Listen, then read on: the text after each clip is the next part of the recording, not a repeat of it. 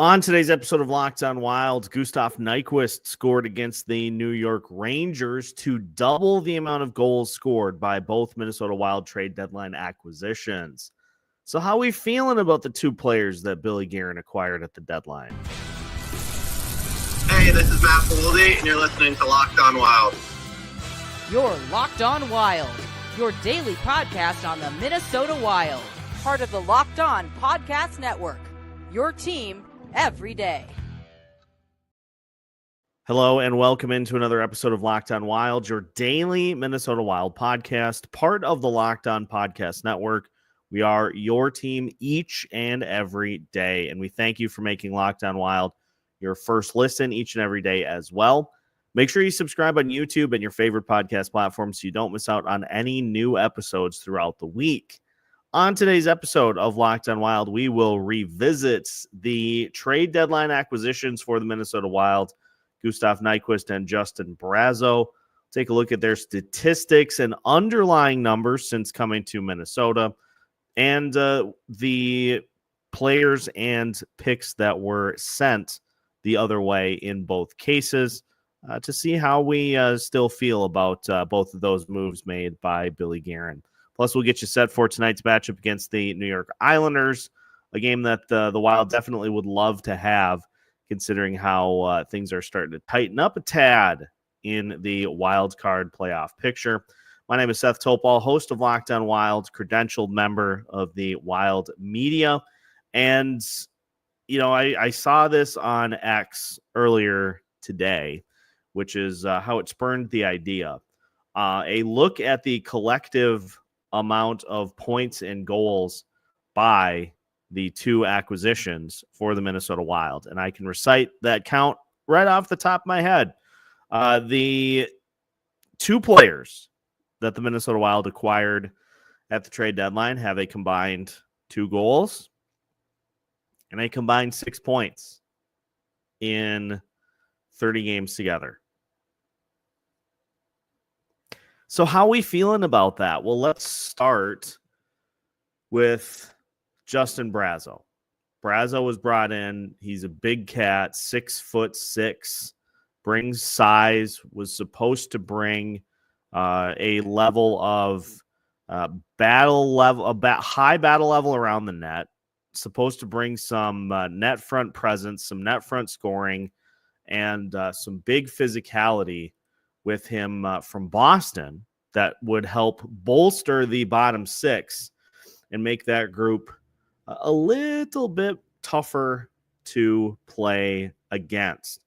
And all told, Brazeau's numbers in the 14 games that he has played for the Minnesota Wild so far, he has 1 point on 1 goal through 14 games and 8 shots on goal in that span, shooting 12.5%, which is right in line with basically where he's been at his entire career. 15 total shot attempts in the 14 games. He is playing 8 minutes, 37 seconds per night on the ice, which is about 4.5 minutes lower than he was playing with Boston.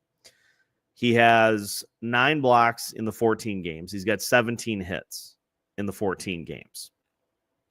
If you look at some of the other metrics, the Corsi 4 percentage, which once again is a measure of how much a team possesses the puck. So the percentage of time that the Wild possess the puck when Brazeau is out on the ice, 39.4%. That is really bad. His number, Corsi 4 percentage with the Boston Bruins was 52.3%. So a sizable drop, a 13% drop from Boston to here.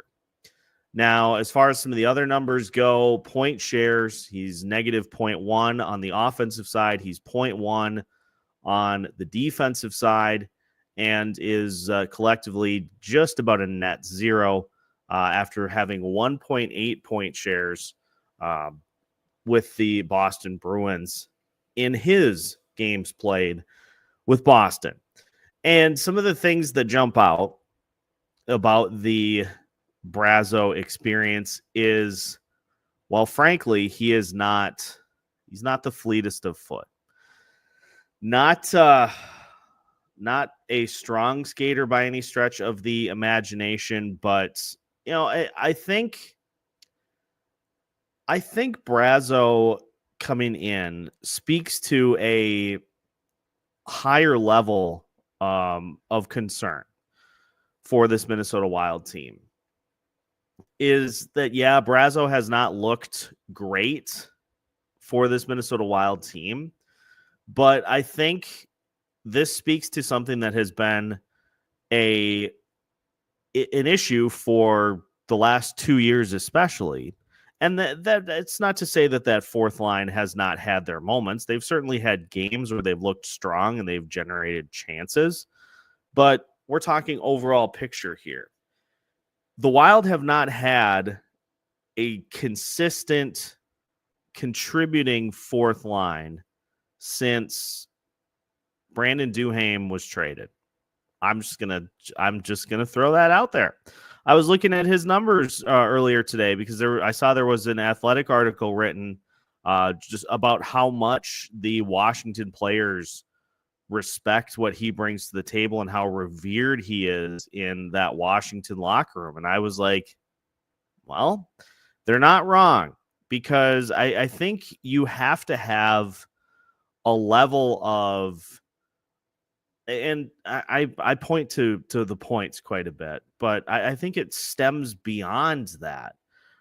You have to have something that those players can bring to the table other than just being fourth line guys. Duhaime was a PK specialist.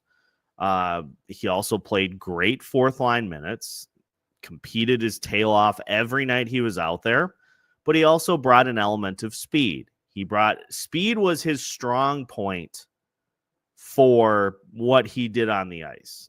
And the Minnesota Wild, it felt like, just never really knew how to properly utilize it. I'm not talking about playing higher up in the lineup, but you look at him going to a team like the Washington Capitals, and he is currently on a line with Nick Dowd and Taylor Radish, and those guys are all hovering right around 9-10 goals apiece, and in the neighborhood of 20 to 25 points apiece.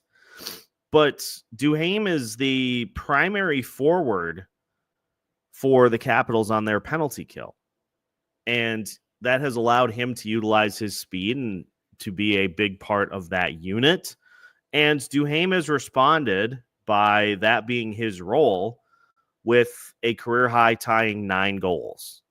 And he's got 20 points, which is a career high. He's having a fantastic season for the Washington Capitals, but the Capitals, it feels like, have put him in a position to be deployed and to maximize his strengths.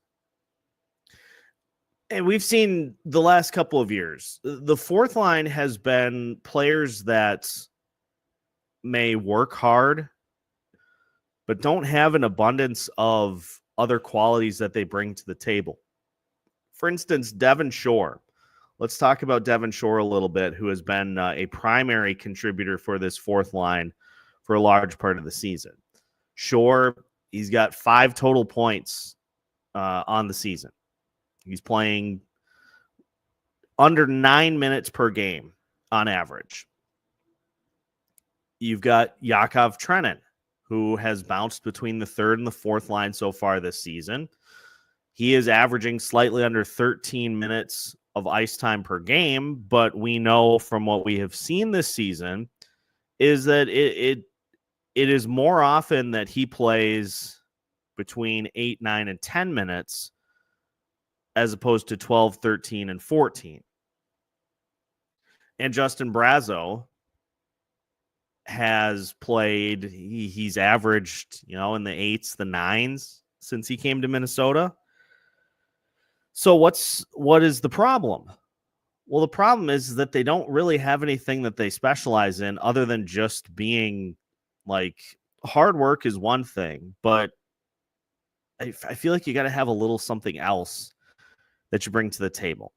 Like you've got, the speed element. You've got the good defensive elements. Trenyon brings that for sure. Devin Shore, I don't really know. Brazeau, not at all.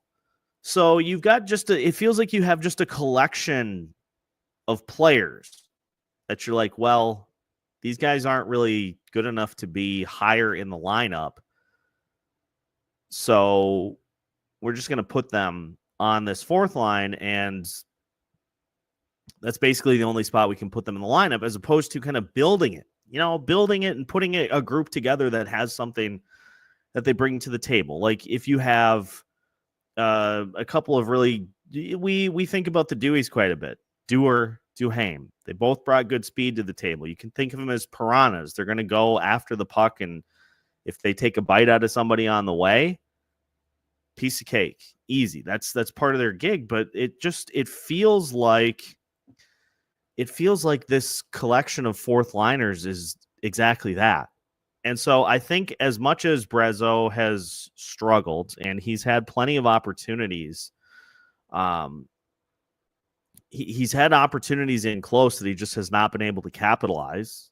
His lone goal for the Minnesota Wild was a tap in front. That was kind of an oopsie. So he got that one, but he's had plenty of other opportunities that he has not been able to capitalize on. And so is that a coaching issue? Is that a roster construction issue? I think it's a little bit of both. But I think if you had a group that had some more cohesiveness, but brought something specific to the table, it gets easier to give them more minutes on a nightly basis, because, we've seen plenty of instances in which the top six just is not getting it done. And that would lead to opportunities for that bottom line to have a little more playing time, you would think. And that's just not how it works out. So all told, Brazeau has brought size to the table, but he hasn't, I don't know if the net front presence has been given as much of an opportunity to shine, because it's a fourth line that just does not get a ton of playing time. So I tend towards probably was a trade that could have gone a different way. I'm going to continue to contend that the Wilds could probably have used a center at the deadline. Now, we didn't know that Joel Eriksson Ek was going to get hurt, so you can't really plan for that, but would have been nice to have another one somewhere in the lineup.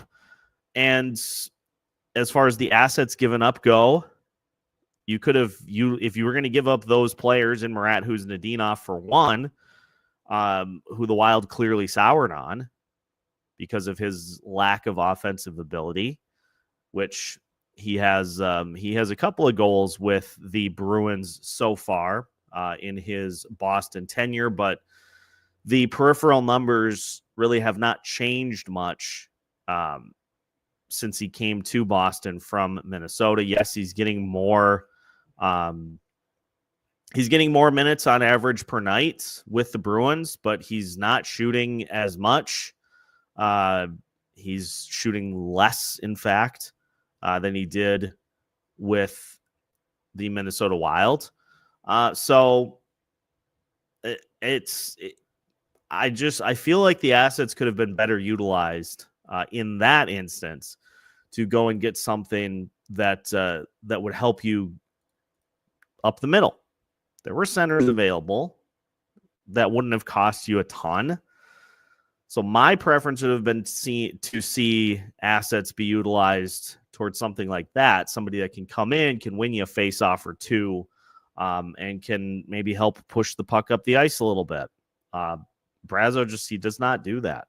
So I, at this point, am leaning towards that would have probably been assets better utilized elsewhere. We'll take a look at how Gustav Nyquist's season has gone so far for the Minnesota Wild as we continue today's episode of Locked on Wild after this. Today's episode of Locked On Wild is brought to you by Game Time. There's nothing like watching basketball live. The energy of the crowd, the sound of the sneakers on the hardwood, and maybe even a celebrity sitting courtside as well. If you want to catch a game in person, Game Time makes getting tickets even easier. Game Time's new feature, Game Time Picks, filters out the fluff and shows you only the best deals on great seats. So you don't have to waste time scrolling through thousands of tickets. My favorite Game Time feature, in addition to Game Time Picks, is the seat view, which shows you your line of sight from your particular seat. So you never have to have happen what happened to me one of the first times I bought tickets to a game in Minnesota. I got stuck in an area where part of my sight line was obstructed. And thanks to Game Time, I no longer have to worry about that problem. So take the guesswork out of buying tickets with Game Time Picks. Download the Game Time app or create an account and use code LOCKEDONNHL for $20 off your first purchase. Terms apply. Again, create an account and redeem code LOCKEDONNHL for $20 off. Download Game Time today. What time is it? It's game time. Welcome back to today's episode of Locked On Wild. Once again, we thank you for making Locked On Wild your first listen each and every day. A reminder for you, I am going to be traveling here tonight and throughout the weekend, so we will not have a postcast for you tonight. Alex and I will discuss the Dallas game for you Sunday night for Monday, and our latest live show on Sunday with Denny will be moved, I believe, to Monday night. We'll get that finalized for you and let you know when exactly that will be. But and after that, we'll be in full tilt until the season is over. So just keep that in mind as we move through the final bit of the season here for the Minnesota Wild before what will likely be a first-round playoff series against Winnipeg or maybe Dallas. I think Wild Card 2 is the likely landing spot for the Wild now because the St. Louis Blues are never going to lose again. They won again. They've won 11 games in a row. Whether or not you think that they are going to be able to get it done, maybe not. But the fact of the matter right now is that they are the hottest team in the NHL, and they have solidified themselves at least as that first wild card. So let's talk a little bit about Gustav Nyquist, who scored his first goal as a member of the Minnesota Wild. Now in 16 games, he has a goal, 4 assists, 5 total points. He's got 24 shots on goal in the 16 games and 43 shot attempts. He's playing just under 16 minutes per night, 15:55, and has 5 blocks and 11 hits in the 16 games. His Corsi numbers as well, massive dip. He was at a 57.4 Corsi for percentage with Nashville, and with Minnesota, 45.6. So a 12% drop in his Corsi for percentage, in addition to just the offensive numbers not being where they need to be. And this is the one that I probably take more of the issue with. And I'll tell you why. So it's pretty clear that Nyquist was not having a good season to begin with. And honestly, get in line. Everybody in Nashville is having a down season this year. He had basically a career season with the Nashville Predators the year before with 75 points in 23 games. But that was when he was 34.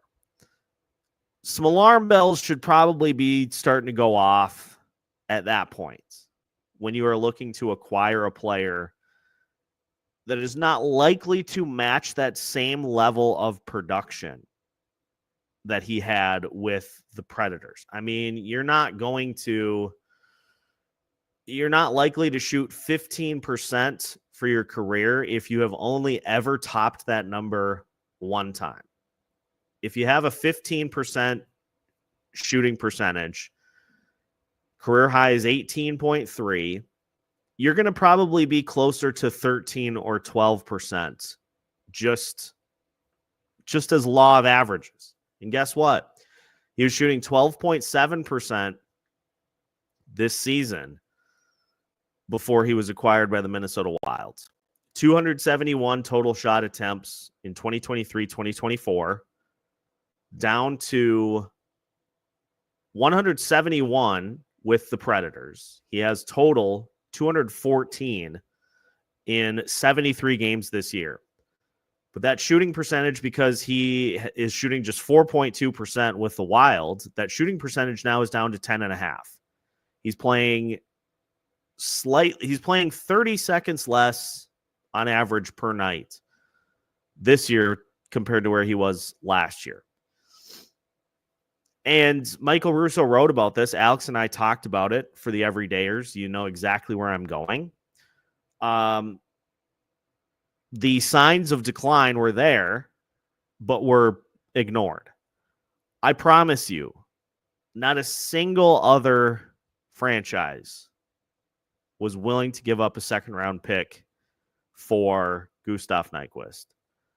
So I don't know if Billy got swindled. I don't know if Barry Trotz drummed up fake interest. But a second-round pick, considering that the Florida Panthers went and grabbed Brad Marchand for a second-round conditional first based off of his playing time in the postseason. If you give me the option between the two, you're taking Brad Marchand 100 times out of 100 in those instances. And again, I think you could have found somebody that maybe gives you a little more for that price, as opposed to paying for past production. That's what this comes down to, is Nyquist. He played well with the Wilds in the 3 games that he played for them in 2022, 2023. He parlayed that into a career year with the Nashville Predators, and Bill Guerin assumed that he was going to be able to replicate that in Minnesota. And he has not. He has not. And the struggles started well before he even got to Minnesota. An off year by all accounts in Nashville. And this is another one of kind of the dangers of the trade deadline, is you bring in players who are struggling before they even get to the Minnesota Wild. And that's a recipe for those struggles to continue and to just get added into continued struggles for others. Brazeau had not scored a goal in 17 games before the Minnesota Wild acquired him. And it took him about another 10. I think he went over a full month without a goal. Where this team was at, they needed somebody to come in and be able to give them a jump start. I know you're not going to go get somebody big because long-term injured reserve was not utilized. And Bill Guerin said as much. He wasn't willing to mortgage the future for a short-term solution. And I get that. That logic is sound. That's the logic that he should be taking, considering where this team is at. But I also don't call a second-round pick for this upcoming draft, a sixth-round pick for this upcoming draft, and Marat Huznadinov, say what you will about him, but he was a young player. I don't call that nothing. That is short-term asset disposal for guys that have come in and have just kind of added to the collective cold of this offense. So Billy has had better deadlines. We've chronicled them. Jake Middleton for Capo Kakinen, phenomenal trade at the deadline. The moves that he made in the 2022-2023 season for Nyquist, for Oscar Sundqvist, even Marc-Andre Fleury. He's made some good deadline deals. This year, even with limited availability to do anything, it still felt like he gave up a ton and just got continued questions to add into the mix. So that's my 2 cents. That's my stance, and I'm sticking to it. There are 6 games left. Somebody get hot. Somebody get hot and go on a run here, and I'll maybe change my tune a little bit. But thankfully, the Minnesota Wild are not playing juggernauts here tonight, although they are on the road against a team that I think they match up against pretty evenly.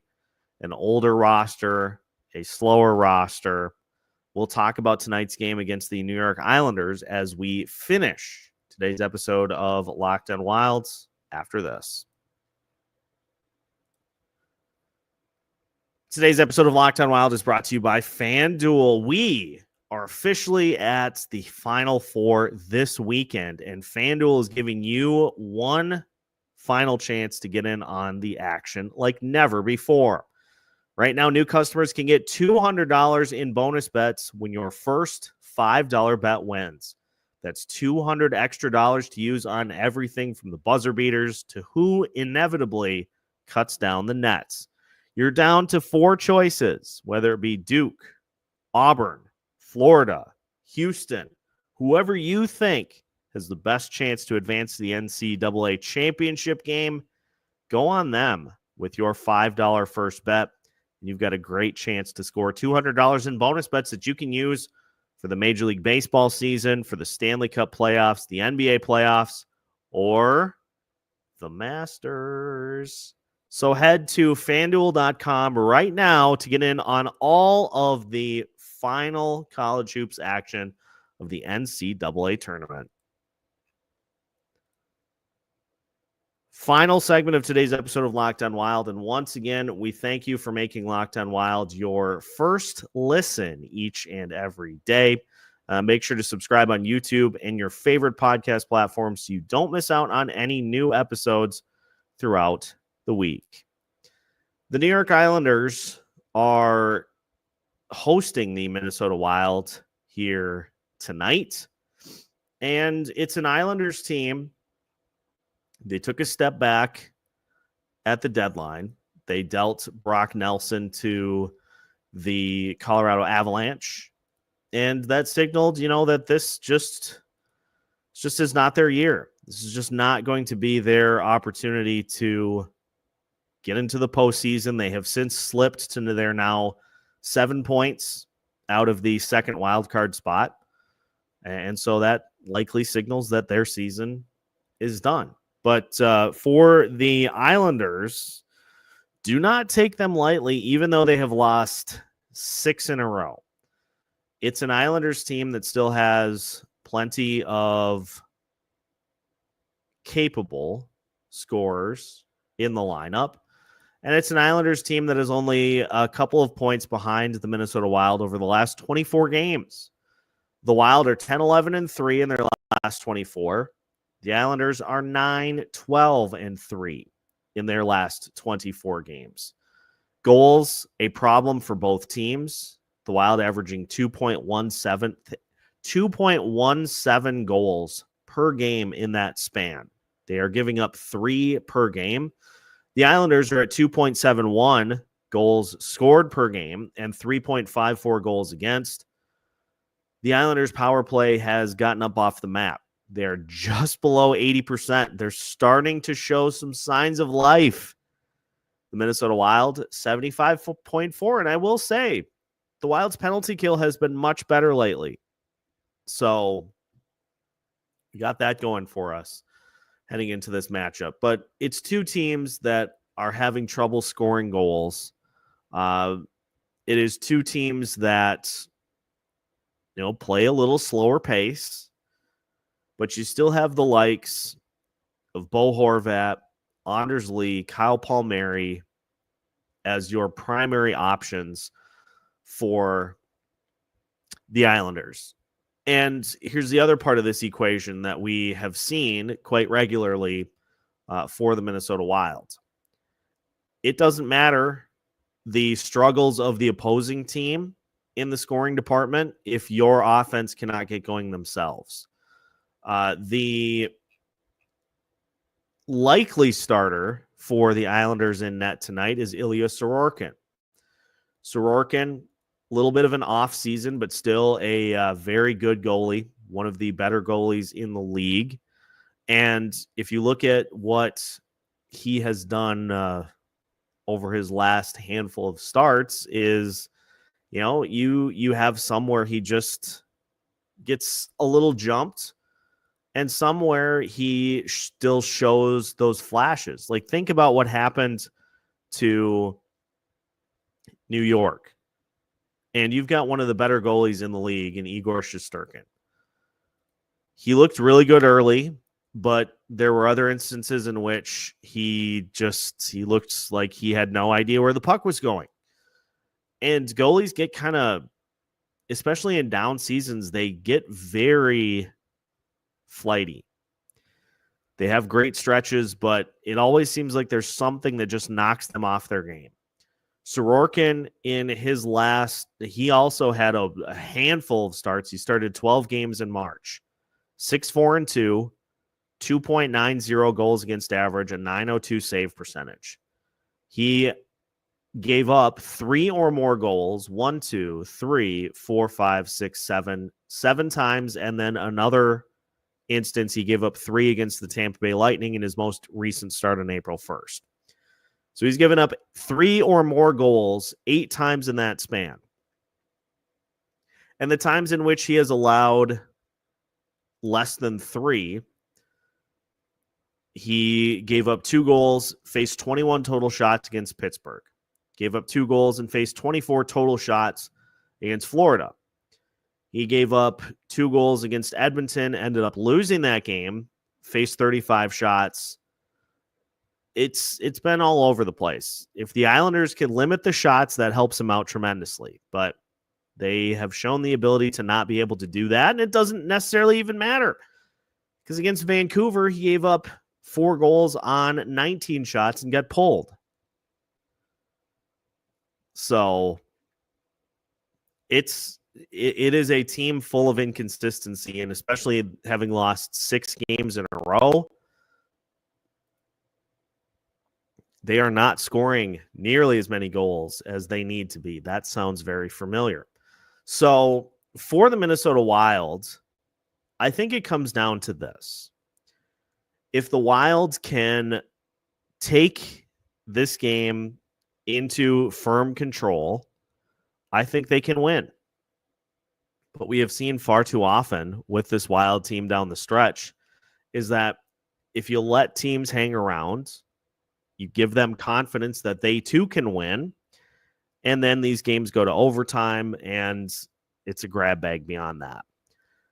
So we will see how it plays out here tonight. This would be a big 2 points. If the Wild can get 2, that would vault them back into a tie with St. Louis. If they don't, if they get, for instance, 1, then they are 6 points ahead of Calgary. Calgary has 2 games in hand. Calgary is off tonight. Calgary plays, I believe, tomorrow night. They play Vegas tomorrow night. So maybe Vegas is feeling generous and will do the Wild a favor tomorrow night before the Wild then play Dallas on Sunday. Every day is going to be score updates from here on out, standings updates, standings checks. We're down to the final handful, and every point counts at this point in the season. So that'll do it for today's episode of Locked On Wild. Once again, we thank you for making Locked On Wild your first listen each and every day. Make sure to like and subscribe if you have not already so you don't miss out on any new episodes throughout the week. We've got new episodes for you every Monday through Friday as part of the Locked On Podcast Network.